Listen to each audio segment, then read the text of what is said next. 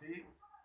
अभी हम मैट्रिसेस के बारे में बात करेंगे जो एयरमैन पाकिस्तान एयरफोर्स में एरोटेक के लिए जिन्होंने टेस्ट देना है, इसमें ये क्वेश्चन जो है जो मैट्रिसेस के चैप्टर से आ सकते हैं उनके पॉसिबिलिटीज़ के मुताबिक जो है मैंने कुछ पॉइंट्स नोट किए हैं और ये मैं पॉइंट शेयर करता हूँ वीडियो के ज़रिए।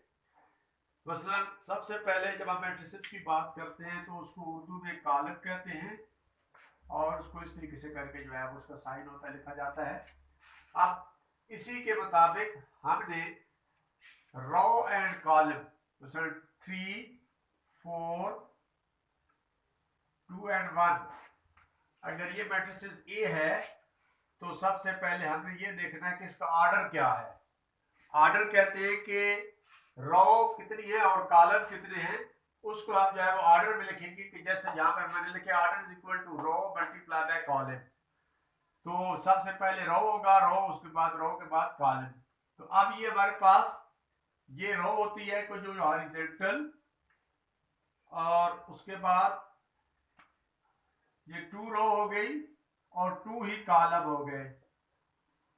इसको हम ऑर्डर लिखेंगे 2 into 2, यानी 2 रो एंड 2 कॉलम।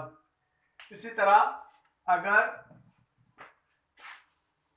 ऑर्डर ही के मुताबिक हमारे पास रेक्टेंगुलर मैट्रिसेस जिससे हम रेक्टेंगल की बात करते हैं कि उसकी 2 साइड जो होती है, ये रेक्टेंगल है, इसकी पैरेलल साइड इक्वल होती है। तो लिहाजा जब हम रेक्टेंगुलर मैट्रिसेस करेंगे तो ये आ जाएगा आपके पास 3 and 4। अब इसमें एक रो है और 2 कॉलम है। जब रो और कॉलम बराबर नहीं होंगे तो उसको हम जो है वो रेक्टेंगुलर मैट्रिसेस कहेंगे। अगर हम स्क्वायर मैट्रिसेस वो होते हैं कि जब रो और कॉलम दोनों बराबर होंगे तो उसको हम स्क्वायर मैट्रिसेस कहेंगे, यानी 2 रो और 2 कॉलम जब होंगे तो उसको हम जो है वो स्क्वायर मैट्रिसेस कहेंगे। क्योंकि अब इसके 2 कॉलम है और 2 रो है, ये 2 रो और ये 2 कॉलम, तो इसी को हम जो है वो स्क्वायर मैट्रिसेस कहेंगे। फॉर एग्जांपल एक ही एलिमेंट है,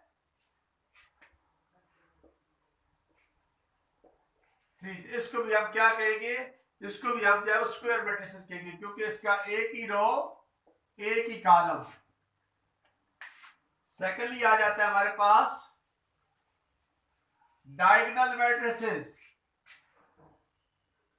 डायगोनल के लिए ये शर्त है कि एक डायगोनल में 0 होगा और दूसरे डायगोनल में कोई नंबर होंगे 5√2। अब ये हमारे पास डायगोनल मैट्रिसेस कहेंगे। यहां पर आपको डायगोनल और स्केलर मैट्रिसेस के दरमियान आपको डिफरेंशिएशन मालूम होनी चाहिए।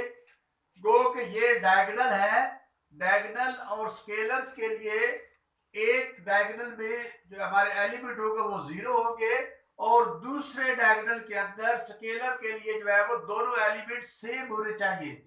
और लेकिन डायगोनल्स के लिए जो है वो जरूरी नहीं है कि दोनों एलिमेंट जो है वो सेम हो। जैसे कि ये 5 और √2 है, इसको डायगोनल तो कह सकते हैं लेकिन स्केलर मैट्रिसेस इसको नहीं कहेंगे। इस वजह से स्केलर के लिए जो है जो डायगोनल है और स्केलर के लिए यहाँ में भी क्या होगा 5 होगा। अगर यहाँ पे 4 है तो यहाँ में भी क्या होगा 4 होगा। इसको हम जो है वो क्या कहेंगे, हम इसको स्केलर मैट्रिसेस कहेंगे। उसके बाद आता है हमारे पास ट्रांसपोज कैसे हमें मालूम करना है। ट्रांसपोज मालूम करने के लिए यदि ए कॉलम दिया हुआ है तो इसके ऊपर ए हमारे पास है 1 2 3 4 0 1। अब ये हमारे पास मैट्रिसेस कौन सा मैट्रिसेस है, ये हमारे पास जो है वो रेक्टेंगुलर मैट्रिसेस है। क्यों, इसके 2 रो है और 3 कॉलम है। लेकिन जब इसका हमने ट्रांसपोज मालूम करना होगा तो एक के ऊपर आप टी लिखेंगे, रो कॉलम बन जाएगा और कॉलम रो बन जाएगी।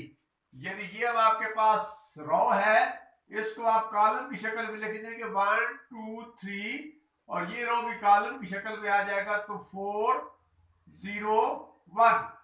अब हमारे पास 3 रो बन गई और 2 कॉलम बन गए। इसी को हम जो है वो ट्रांसपोज कहते हैं। रो की जगह पे कॉलम ने ले लिया और कॉलम की जगह पे रो ने ले लिया, तो इसको हम जो है वो ट्रांसपोज कहेंगे। ट्रांसपोज यानी उसको मुंतकिल कर देना। उसके बाद हमारे पास आ जाता है एडिटिव इनवर्स। एडिटिव इनवर्स क्या होगा, मतलब ए आपको दिया हुआ है, ए इज इक्वल टू -3 4 1 -5।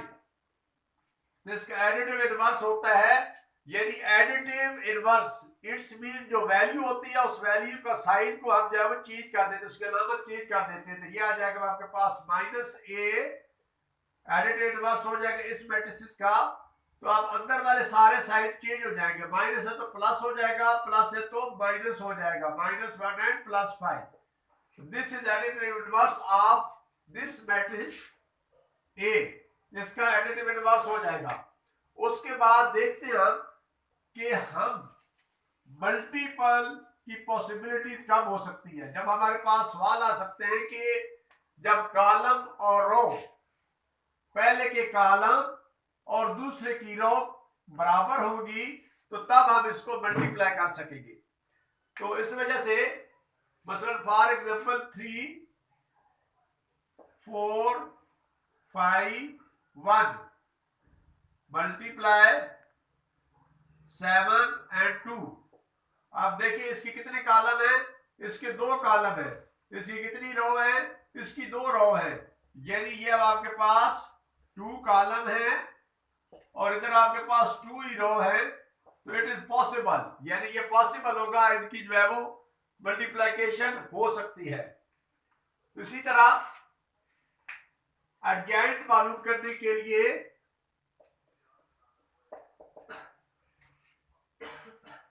अगर आपके पास ये मैट्रिसेस है 3 4 7 1, तो इसके एडजॉइंट मालूम करना है कि फर्स्ट डायगोनल 3 मल्टीप्लाई बाय 1, दरमियान में फार्मूले का माइनस साइन आएगा, and 4 multiply bye 7।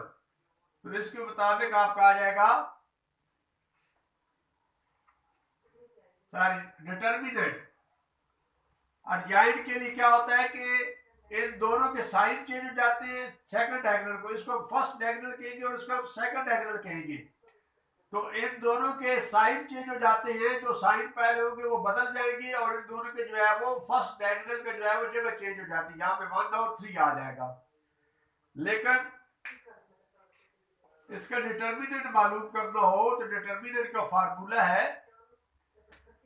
A determinant, मतलब अब आपके पास दिया हुआ है सवाल A B C and D, इसका डिटर्मिनेंट मालूम करना है। तो ये आ जाएगा A determinant is equal to first diagonal A multiply by D and minus B multiply by C. इस फार्मूले के मुताबिक आप लोग हल करेंगे। मिसाल के तौर पर अगर इसकी वैल्यूज है